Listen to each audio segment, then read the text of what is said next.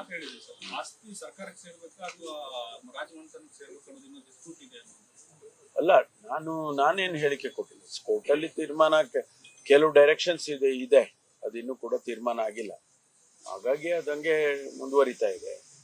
ಒಂದು ವೇಳೆ ಅದು ಬಗೆಹರಿದ್ರೆ ಪ್ಯಾಲೇಸ್ನವರು ಅವರು ಒಪ್ಕೊಂಡ್ರೆ ಒಂದು ಸಾರ್ವಜನಿಕ ದೃಷ್ಟಿಯಿಂದ ನಾವು ರಸ್ತೆ ಅಗಲೀಕರಣ ಮಾಡಬೇಕು ಅನ್ನೋ ಕಾರಣಕ್ಕಾಗಿ ಕೇಳಿರೋದು ಅಷ್ಟೇ, ಬಿಟ್ರೆ ಆ ಆಸ್ತಿನೇ ನಾವು ತಗೊಳ್ಬೇಕು ಅಂತ ಏನು ತೀರ್ಮಾನಗಳು ಮಾಡಿಲ್ಲ. ಅದು ಕೋರ್ಟಲ್ಲಿ ಇರೋದ್ರಿಂದ ಅದು ಅಂತಿಮ ತೀರ್ಮಾನ ಏನಾಗುತ್ತೆ, ಇಂಟರಿಮ್ ಆರ್ಡರ್ಸ್ಗಳು ಬಂದಿದ್ದಾವೆ. ಅಂತಿಮ ತೀರ್ಮಾನ ಏನಾಗುತ್ತೆ ಅದು ಆದ್ಮೇಲೆ ಸರ್ಕಾರ ಅದ್ರ ಬಗ್ಗೆ ಕ್ರಮ ಜರುಗಿಸ್ತಾರೆ. ಕೆಪಿಸಿಸಿ ಅಧ್ಯಕ್ಷರು ದೆಹಲಿ ಹೋಗಿದ್ದಾರೆ. ಮೀಸಲಾತಿ, ಒಳ ಮೀಸಲಾತಿ ವಿಚಾರ ಅನುಷ್ಠಾನ ಮಾಡಬೇಕು ಅನ್ನೋ ಸಂಬಂಧವಾಗಿ ಇಲ್ಲ, ಏನಕ್ಕೆ ಕರೆದಿದ್ದಾರೆ ಅಂತ ಗೊತ್ತಿಲ್ಲ. ಹಾಗಾಗಿ ಎಲ್ಲ ರಾಜ್ಯಗಳ ಅಧ್ಯಕ್ಷರನ್ನ ಕರೀತಾ ಇರ್ತಾರೆ.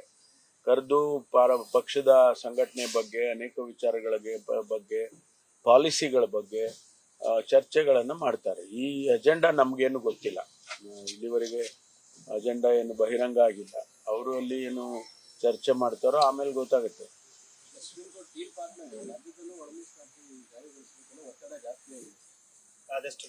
ಇಲ್ಲ, ಒತ್ತಡ ಇದೆ. ಸರ್ಕಾರ ಅದಕ್ಕೆ ಸೂಕ್ತವಾದ ತೀರ್ಮಾನ ತಗೊಳ್ತಾರೆ.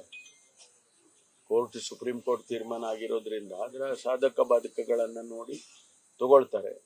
ನಾವು ಕೂಡ ಹೇಳಿದ್ದೇವೆ ಆದಷ್ಟು ಬೇಗ ತೀರ್ಮಾನ ತಗೋಬೇಕು ಅಂತ. ಜಾತಿ ಗಣತಿ ಅನುಷ್ಠಾನ ಮಾಡೋದ್ರ ಬಗ್ಗೆ ಇಲ್ಲ, ಅದ್ರ ಬಗ್ಗೆ